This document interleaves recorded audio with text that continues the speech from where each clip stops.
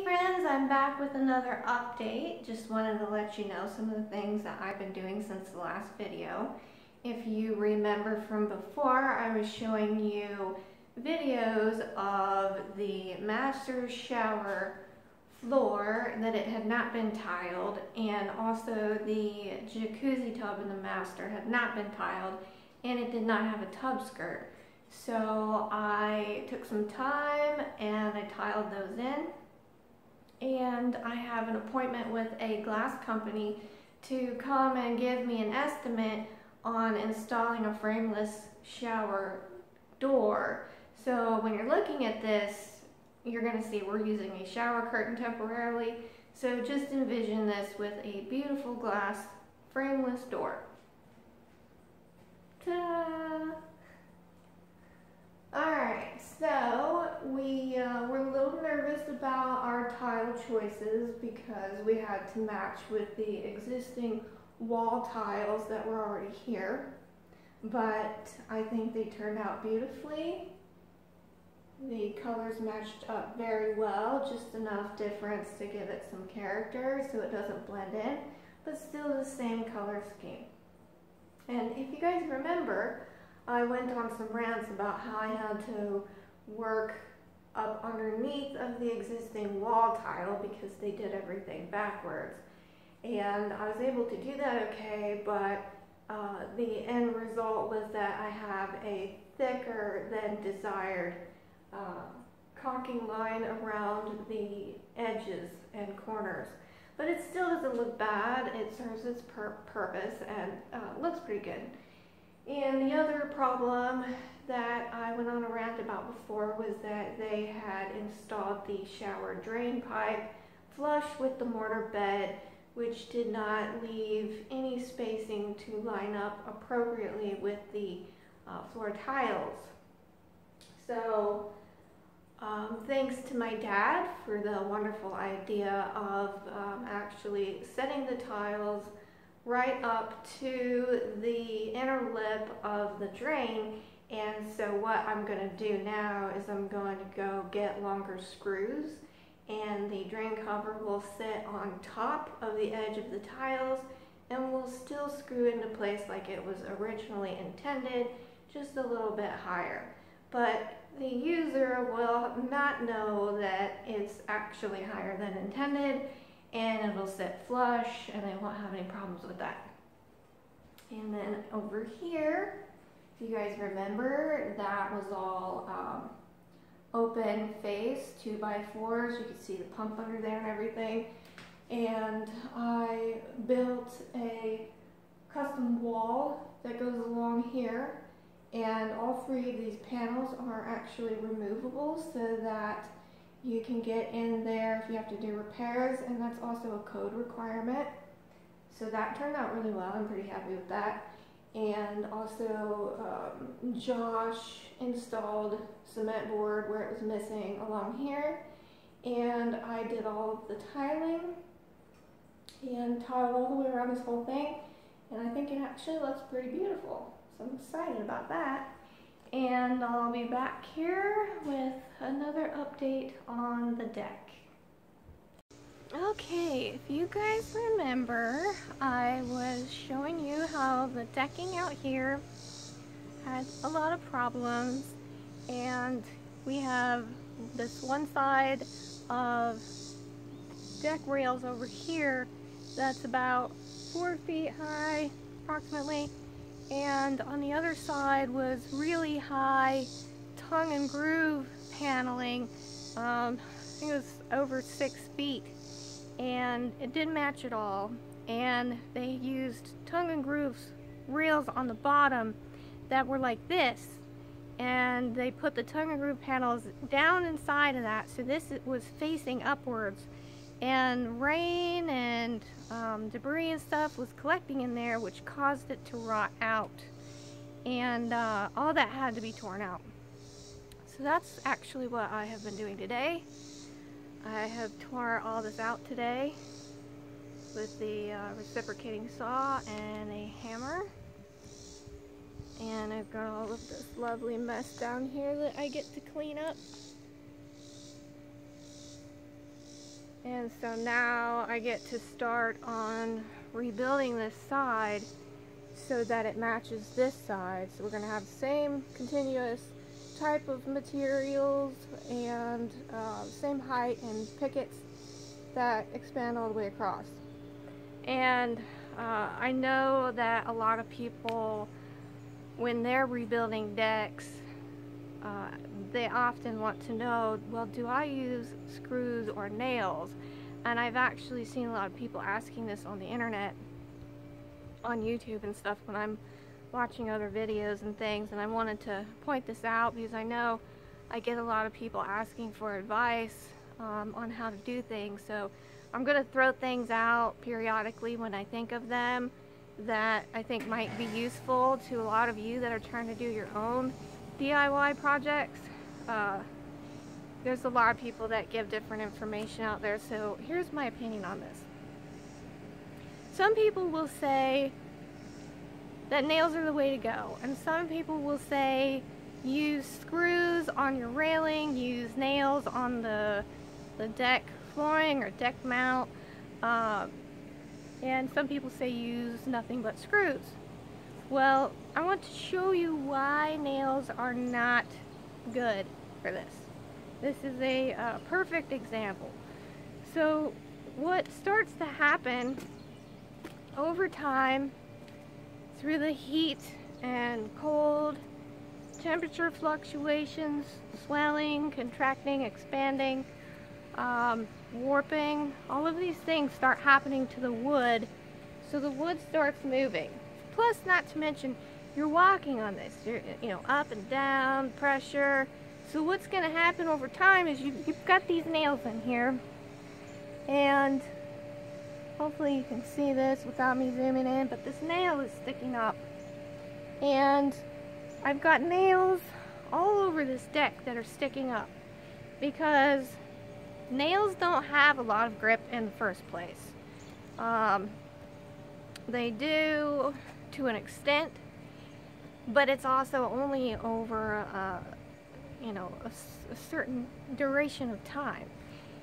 And with all of the warping and the pressure and all of that, it ends up two things. It ends up expanding the hole that the nail is in, and also the up and down and warping and things of that nature. See, here's some more sticking up. And here, they're all sticking up. And those aren't even the worst ones. But anyway, so you get the hole, and over time, all the wiggling and the friction and stuff causes the hole to expand. And water getting in and out causes the wood around that hole to deteriorate and break down. And the nail, being just this straight, smooth material, is just gonna come right out. Eventually you're not gonna have anything holding it down. And so what ends up happening is this here. Hopefully you can see that too. This is warping upwards. A lot of these boards here are warping upwards, and we can't have that. It's a really bad tripping hazard. And the other problem that you have right here, I don't know if you can see this, but it causes friction and pressure, and along with water and elements, freezing and heat, you end up with splits and cracks, and these nails just split it right open. And this right here, this is a really good example. See, you started out up here with splitting, likely from pressure and friction, and it eventually just starts to split all the way down, and the boards start to deteriorate. And here's some more good examples. So this one here is sitting really, really high. I can stick my finger all the way under there, and it has pulled these nails all the way out. And see, this nail is actually sticking up. It's not even down in there now. And this one here is completely split because this side pulled completely up out of the wood joist below, and this one is still in, so the pressure causes this whole thing to split. So now I get to replace all of those. Same thing over here.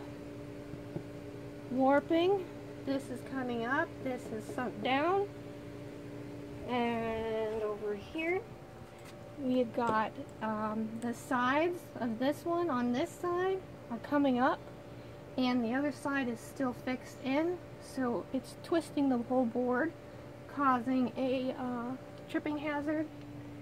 And I had a whole bunch of nails here that were sticking up, and I had to go through and hammer them all down. So my personal opinion is, don't use nails.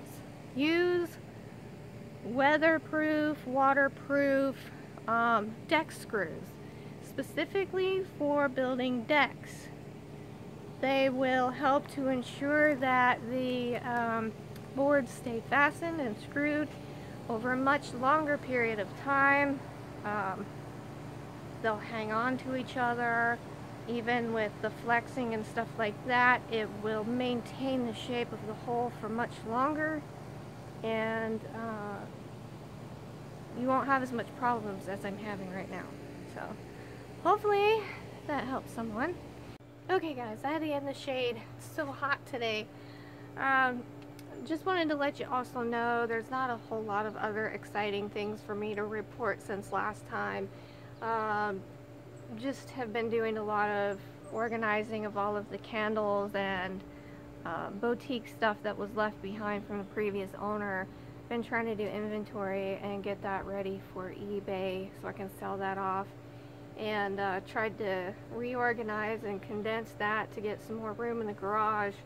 And when I was doing that, I found some electrical outlets hidden behind those boxes that had reset and test switches on them.